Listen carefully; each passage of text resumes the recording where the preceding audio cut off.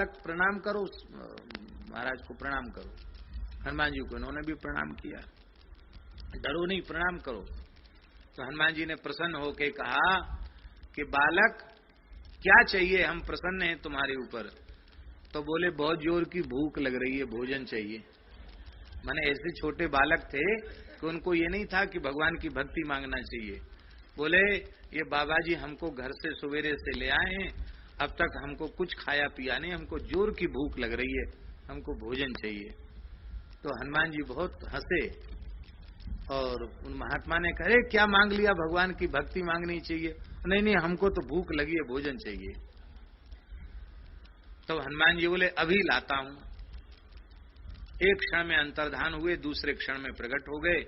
बोले श्री जगन्नाथ महाप्रभु का अधरामृत प्रसाद है। तो जगन्नाथ जी का संपूर्ण प्रसाद दूसरे क्षण हनुमान जी ने, ये बचपन की 12-13 साल के थे तब की घटना है, जगन्नाथ जी का अधरामृत मिला। उन संत ने कहा तुम्हारे ऊपर हनुमान जी की कृपा हो गई है, अब हम तुम्हें दीक्षा देंगे। तो दीक्षा में उन्होंने हरे राम राम राम हरे हरे, हरे कृष्ण कृष्ण कृष्ण हरे हरे महामंत्र का ही उपदेश कान में किया और कोई दूसरा मंत्र नहीं सुनाया। इसी को जपने लग जाओ। और जपते जपते 17-18 वर्ष की आयु तक तो ये दशा हो गई कि वो चीखते थे, चिल्लाते थे, बेहोश हो जाते थे, शरीर की सुध बुध उनको नहीं रहती थी। प्रेम के लक्षण श्रीअंग में प्रकट हो गए, संत की कृपा। पिताजी घबराए, बोले भाई अब तो यही घर छोड़ के बाबा जी हो जाएगा तो खानदान तो डूब गया, अब क्या करें। तो जबरदस्ती उनकी 18 साल की उम्र में उनका ब्याह कर दिया। सूरत के एक विप्र की कन्या थी, उससे उनका ब्याह हो गया। पर आप ऐसे भजन में लगे थे और संसार से ऐसे अनभिज्ञ थे कि उनको यही पता नहीं होता था कि विवाह के बाद संतान उत्पन्न भी होती, कैसे होते। वो तो भगवान भेज देते हैं। पत्नी से बात तक नहीं करते, उनको पता ही नहीं था कुछ भी। ऐसे संसार की काई उनको लगी ही नहीं थी, ऐसे महात्मा थे। तो उनके घर में पुरोहित जी आते थे, उन पुरोहित जी से जैसे तैसे उनको ज्ञान कराया गया और तब भगवत कृपा से इनको समझ में आया कि जब तक पुत्र नहीं होगा तब तक हमें हमारा संसार छूटेगा नहीं। तो रोकर ठाकुर जी से प्रार्थना किया कि बस है जाए, इनका वंश चल जाए और हम जहां के हैं वहां हम पहुंच जाएं। एक पुत्र हुआ 22 वर्ष की आयु में। अभी पुत्र 4 महीने का ही था कि एक घटना घट गई। घटना यह घटी, आपके पिताजी से उनके किसी व्यापारी मित्र ने कुछ पैसे लिए थे व्यापार के लिए, और उसको बहुत बड़ा घाटा लग गया। उसकी हालत इतनी खराब हो गई कि वो पैसे देने की हालत में नहीं रहा। होता है व्यापार में ऊंच नीच हो जाता है। उनके पिताजी ने कहा तू ब्याज भी नहीं देता, मूल तो दे ही नहीं रहा है, हम सरकार से शिकायत करके तेरी सब संपत्ति कुड़क कराएंगे, मकान वकान सब कुड़क कराएंगे और जेल में डलवाएंगे। बड़ा कठोर शासन था उस जमाने में। उसने व्यथित होकर निश्चित किया कि मैं जहर खा के मर जाऊंगा, पर हम प्रतिष्ठा को नहीं गंवाएंगे। तो जहर लाकर परिवार सहित जहर खाकर मरने की तैयारी कर ली। उसी परिवार का बालक इनका मित्र था। उन्होंने कहा आज चलोगे नहीं थोड़ा घूमने? बोले आज हमारे घर में तो भोजन नहीं बना है, हम लोग सब मरने वाले हैं। अच्छा कैसे? घर में गए तो सारी बात की जानकारी हो गई। भक्त तो थे ही, हृदय व्यथित हो गया। बोले हम पिताजी को समझाते हैं। बोले धनी मानी लोग, उनका इष्ट देवता तो पैसा ही होता है, तुम्हारे पिताजी समझेंगे नहीं, मित्र तो हमारे भी हैं वो, पर पैसे के मामले में किसी की बात वो सुनेंगे नहीं। तब आपने कहा कि तुम मरो मत, हम सूर्यास्त होने के पहले पहले धन की व्यवस्था करते हैं। आप गए, रो रहे थे। पत्नी ने पूछा क्यों रो रहे हो जी? सारी बात बताई। बोले मेरा तो जीवन कलंकित हो जाएगा, ऐसे धन को लेके हम क्या करेंगे? एक पूरा का पूरा परिवार जहर खा के मर रहा है। तब पत्नी ने कहा कि आप रो मत, मैं अपने संपूर्ण आभूषण दे देती हूँ। उस जमाने के जवाहरात के आभूषण थे, आप बेच आए और उससे जो पैसा आया मैं ब्याज के वो सारा पैसा उस व्यक्ति को दिया उसने रात्रि में ही आकर के इनके पिताजी को सारा पैसा दे दिया। पर पिताजी तो पिताजी थे, उनकी खोपड़ी ठनकी कि आज कल तक खाने को नहीं था, दिवालिया हो रहा था, और इतना पैसा मैं ब्याज के कहां से आया इसके पास। पता लगाया तो पता चल गया बाजार में किसने पैसा दिया, बाजार में भी किसी ने पैसा नहीं दिया, तब कहां से आया, तो पता चला कि ऐसे ऐसे आभूषण बिके थे उसे। तब पिता पुत्र की ठनी, बोले तुमने उसकी प्रतिष्ठा तो बचाई, पर हमारी घर की बहू के गहने बाजार में बिक गए, तुमने हमारी प्रतिष्ठा को तो धूल में मिला दिया। बहुत कहा सुनी हुई, अंत में पिताजी ने कहा, आपने कहा कि पिताजी वो लोग मर रहे थे, बोले दुनिया मरे इससे क्या लेना देना, तो बोले हमने आपका धन नष्ट नहीं किया, वो तो हमारी पत्नी के आभूषण थे। उन्होंने कहा जब तक मैं जिंदा हूं तब तक सब कुछ मेरा है। ये पिताजी के मुंह से निकल गया। आपने कहा अच्छा हुआ, हमारा भ्रम टूट गया, हम सोचते थे मेरा है, मेरे तो केवल ठाकुर जी हैं और उनका नाम है, आप अपने पास रखो। और उसी रात्रि को आपने अपनी पत्नी से रो करके कहा कि अब हमें रोकोगी तो मेरे प्राण छूट जाएंगे। धन्य है उस देवी ने, 4 महीने का बालक गोद में था, कहा आप प्रसन्न होकर वृंदावन की ओर प्रस्थान करें और मैं जीवन पर्यंत अत्यंत संयम सदाचार पूर्वक रह करके आपकी इस धरोहर को पालूंगी पोसूंगी और मैं आपके पिता माता की भी सेवा करूंगी, आप प्रस्थान करो।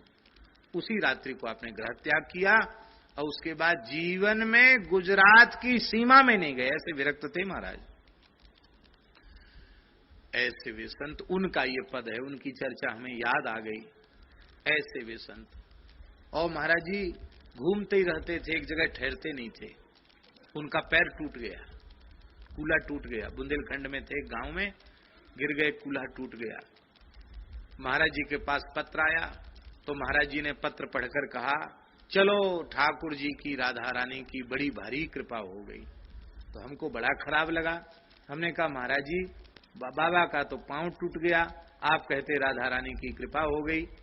महाराज जी बोले इसका मतलब है ठाकुर जी ब्रज में बुला रहे हैं, अब टूट गया पांव कोई सेवा तो करेगा नहीं, तो बाबा की जहां जहां थोड़ी आशा है वहां घूम फिर के यहीं आएंगे बाबा, महाराज जी बोले, और अब उनको वृंदावन की रज प्राप्त होगी। महाराज जी ने कहा और ऐसा ही हुआ, बाबा आ गए और अंतिम क्षण तक वृंदावन वास करके वृंदावन की रज उन्होंने प्राप्त की। श्री वृंदावन बिहारी जय जय श्री राधे। रूप रस, ठाकुर जी का रस, नाम का रस, लीला का रस, धाम का रस। अच्छा बताओ, कथा का रस, कीर्तन का रस, आज तक कोई ऐसा प्रेमी अनुरागी पुरुष उत्पन्न हुआ है क्या जिसकी नाम रस से तृप्ति हो गई हो, कथा रस से तृप्ति हो गई हो, लीला के रस से तृप्ति हो गई हो? जितना श्रवण करता है उतनी रस पिपासा बढ़ती चली जाती है। तो रूप भी ठाकुर जी का, रस भी ठाकुर जी का, और गंध भी ठाकुर जी के श्रीअंग की। दूसरी गंध से एलर्जिक हो सकती है, पर ठाकुर जी के श्रीअंग की दिव्य सुगंध, उसको तो उसकी दशा क्या है महाराज जी। सनकादिक ब्रह्मानंद में निमग्न ब्रह्मलोक में बैठे हैं और भगवान ने योग माया को आदेश दिया कि हमको लीला करनी है, मेरे चरण कमल मकरंद की दिव्य सुगंध मेरे आत्म स्वरूप श्री सनकादिकों के नासा विवर में प्रविष्ट कराओ। और जैसे ही दिव्य सुगंध का आग्रहण सनकादिकों ने किया, व्याकुल होकर वैकुंठ की ओर चले। अब वो व्याकुल थे दर्शन के लिए, और जय विजय ने उनके दर्शन में बाधा उत्पन्न की, उन्होंने शाप दे दिया। ये है गंध, उससे कभी मन हटने वाला नहीं है। शब्द कितना भी सुंदर संगीत का शब्द हो, पर उससे भी मन हट जाएगा। पर क्या ठाकुर जी की वाणी से, आहा, मधुर या गिरा बल्गुवाक्यया बुध मनोज्ञया पुष्करे क्षण विधि करीरिमा वीरमुयति प्रधर सीधुना प्यायस्वना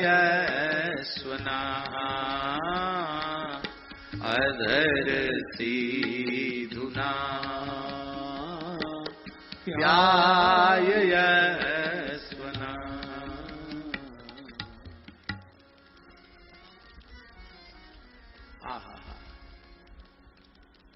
स्पर्श,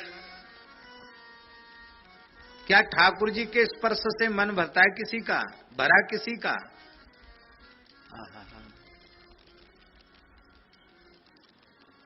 गोपी जन जिनको बार बार इनके आलिंगन का सुख प्राप्त होता है, वो भी कभी तृप्त नहीं होती।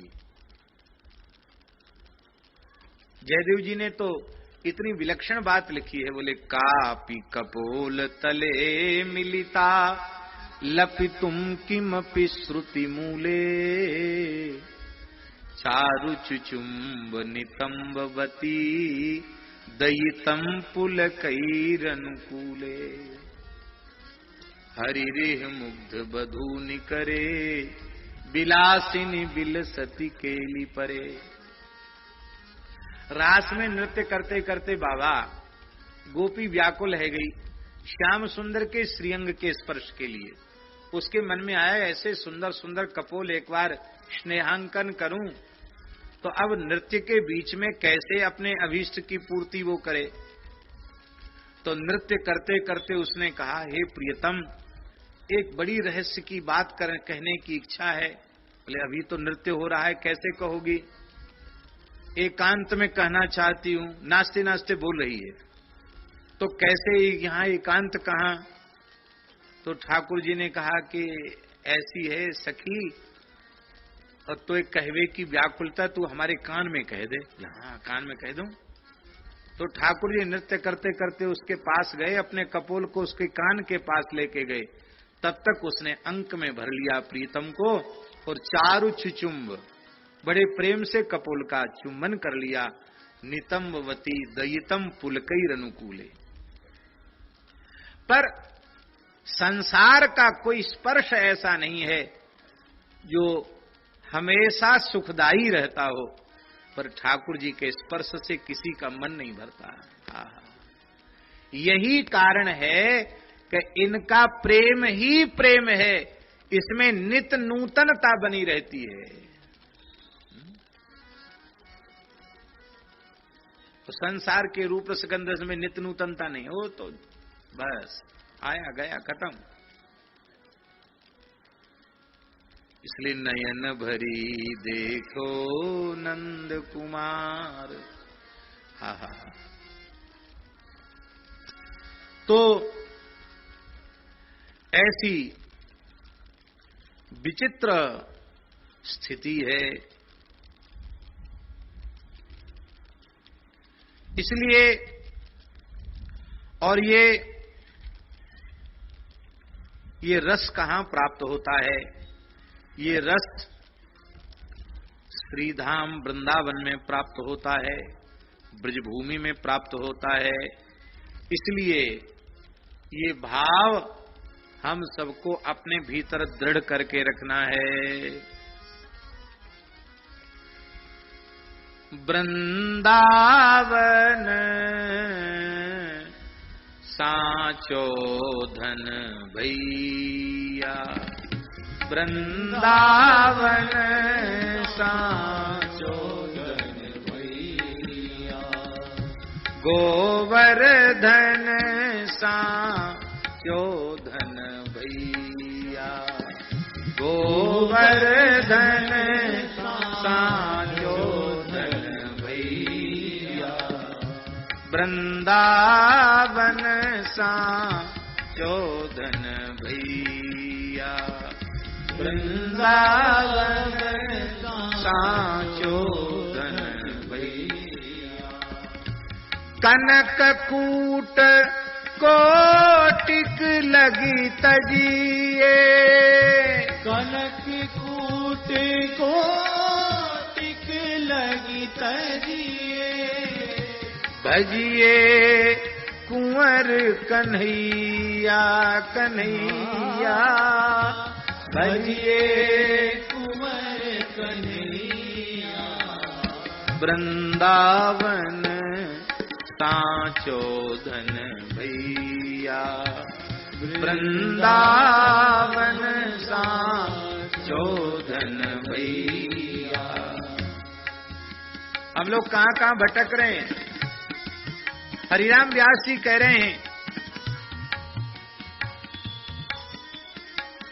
करोड़ों करोड़ों स्वर्ण के पर्वत मिलते हो कि जाओ सब तुम्हारे नाम कर दिए जाएंगे, जाओ वृंदावन के बाहर। बोले उनको देखो मत, विष के समान बमन के समान उनको त्याग दो और ब्रजवास करो। भजिए कुंवर कन्हैया कन्हैया, भजिए कुंवर कन्हैया। ब्रजवास करो, क्यों? जहां श्री राधा चरण रेणु की, जहां श्री राधा चरण रेणु की। जहां श्री राधा चरण रेणु की। जहां श्री राधा चरण रेणु की। कमला लेती बलैया बलैया, कमला लेती बलैया। तिन संग गोपी नाचती गावती, तिन संग गोपी नाचती गावती। मोहन बेनु बजैया बजैया, मोहन बेनु बजैया।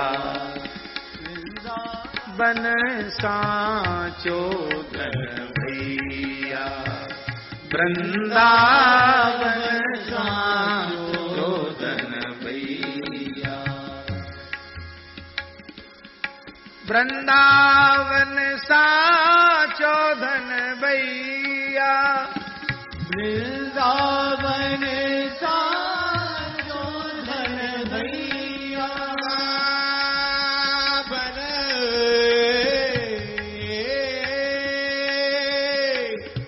वृंदावन सांचो धन भैया, वृंदावन सांचो धन भैया। वृंदावन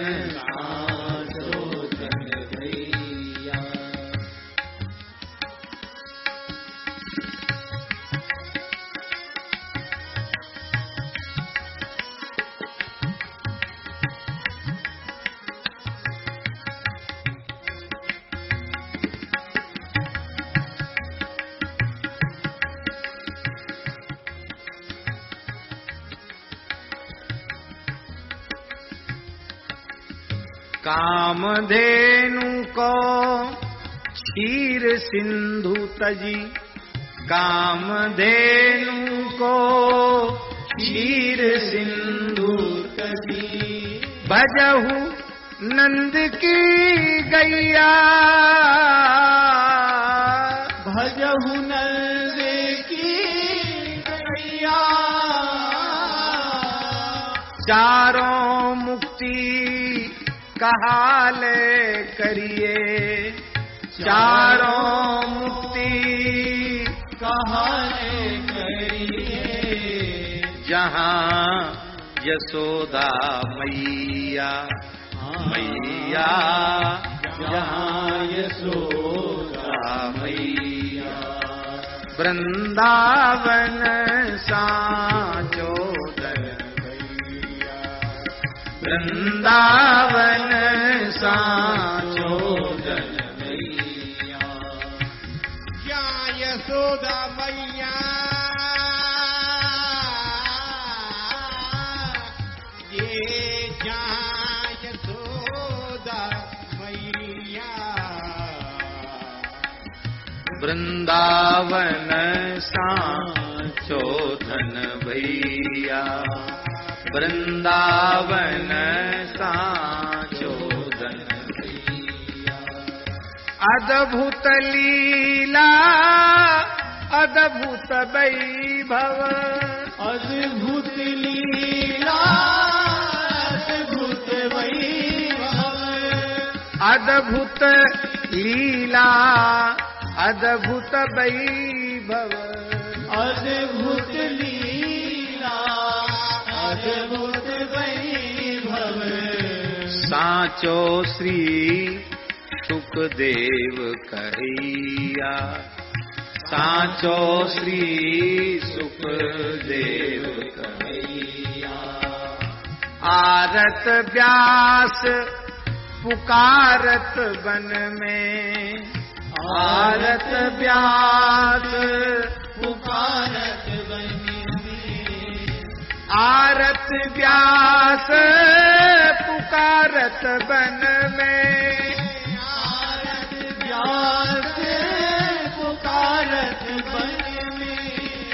थोरे लोग सुनैया। थोरे लोग सुनैया।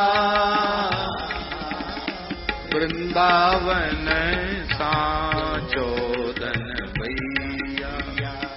वृंदावन सांचो धन भैया। वृंदावन वृंदावन एक पलक जो रहिए। जन्म जन्म के पाप कटत हैं। कृष्ण कृष्ण मुख कहिए। महाप्रसाद और जल जमुना तनक तनक चख लइए। सूरदास बैकुंठ मधुपुरी। सूरदास बैकुंठ मधुपुरी। भाग्य बिना कांत पइये पइये पइये पइये। एक पलक वृंदावन सांचो धन भैया। वृंदावन सांचो धन है भैया। सांचो धन है भैया। तो इसमें यही है राधा कृष्ण नित्य कंदर्प तृष्ण। वृंदावन के युगल राधा कृष्ण नित्य कंदर्प तृष्ण है। इनके मिलन में निरंतर नवीनता बनी हुई है। ऐसे जो नित्य कंदर्प तृष्ण नित्य विहार परायण युगलवर श्यामा श्याम हैं। प्रेम निर्भर प्रेम पूर्ण निर्भर प्रेम से परिपूरित अंतःकरण जिन भाग्यशाली संतों का रसिकों का है वे सेवंते नहीं संसेवंते सम्यक प्रकार से बड़े भाव पूर्वक युगल प्रियालाल की यहां सेवा करते हैं। अष्टयाम सेवा करते हैं। ऐसा कोई महाभाग्यशाली जीव होता है जो वृंदावन वास करके निरंतर सेवा करता है। हम लोग तो ऐसी पुनीत स्थली में बैठे हैं जहां सेवा सुख को प्रकट करने के लिए ही आचार्य श्री वल्लभ पधारे। अद्भुत अनुपम लाड़ लड़ाने की पद्धति है, सेवा की पद्धति है, अत्यंत अत्यंत अनुराग से भरी हुई पद्धति है। वह रस वह भावना चंद्र सरोवर के कण कण में व्याप्त है बाबा। 1 वर्ष 2 वर्ष नहीं 73 वर्ष श्री सूरदास जी महाराज यहां विराजे, महाप्रभु श्री वल्लभाचार्य जी विराजे, गुसाई श्री विठलनाथ जी विराजे, गोसाई श्री गोकुलनाथ जी विराजे, सूरदासी तो विराजे ही। अष्ट छाप के महान भक्त रसिक कवि यहीं बैठकर सत्संग करते थे। ऐसी यह अतिशय पुनीत स्थली है। उसका अनुभव इन दिव्य महापुरुषों ने किया है। यही अनुभव निरंतर करना है। अब ध्यान से सुने आगे की बात। जीवन में सब कुछ प्राप्त किया, जीवन में सब कुछ प्राप्त किया, उत्तम से उत्तम विद्या प्राप्त हो गई। भैया हलचल मत करो, ये तो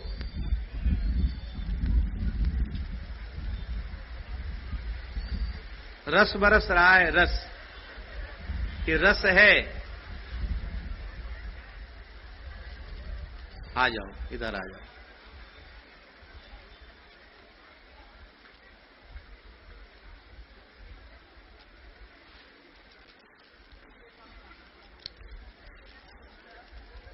उत्तम से उत्तम विद्या किसी को प्राप्त हुई है।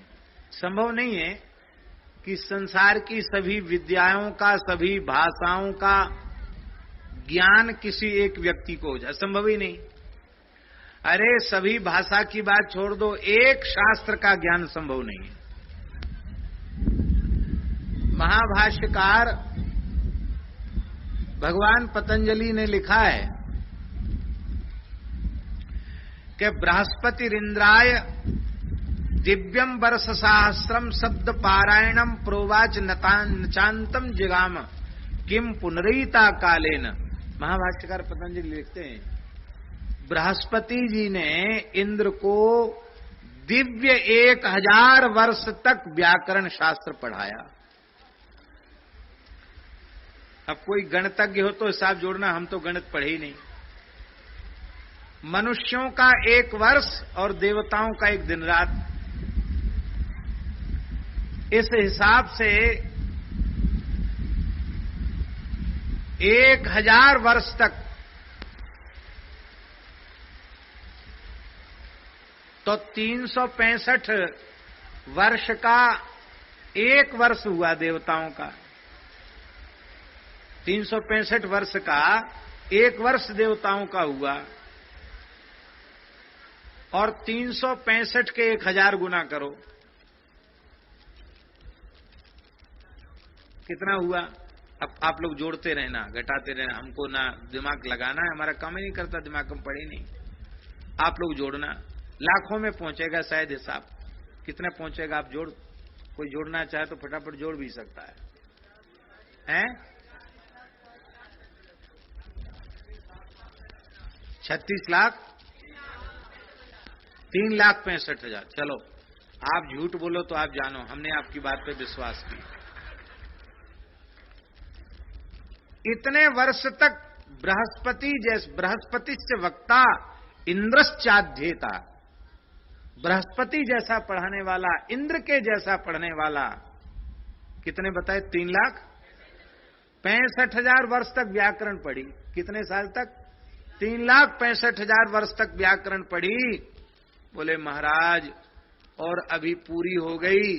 अरे पूरी क्या कहें, चौथाई भी नहीं हुई। बोले बस तो पोथी बंद कर दो। तो बोले तुमने क्या पढ़ा, तुम कुछ बताओ, क्या पढ़ा, क्या याद किया तुमने, तैयारी क्या की?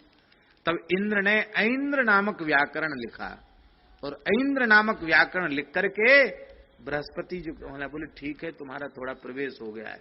ये हालत है व्याकरण की। ज्योतिष है, न्याय है, संगीत है। संगीत में क्या कोई काका गागा भी जीवन भर गाय बजाए तो क्यों, क्या जाना? अरे स्वर का बोध ईश्वर का बोध है, स्वर का ज्ञान ईश्वर का ज्ञान है? सामान्य बात है। ठीक से स्वर लग जाए तो समाधि लग जाएगी, लगता ही नहीं।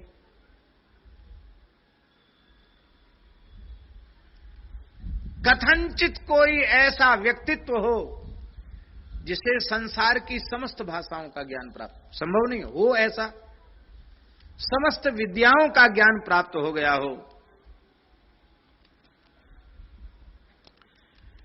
किंतु ब्रजभूमि का आश्रय न मिला हो, युगल प्रिया लाल के चरणों में प्रेम न हुआ हो, तो उसकी विद्या किस काम की।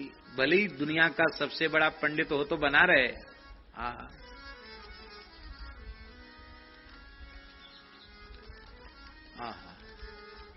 कुल, उत्तम कुल में जन्म लेने की बड़ी महिमा है। देखो, वर्तमान का समय ऐसा है कि वर्णाश्रम व्यवस्था की चर्चा कोई करे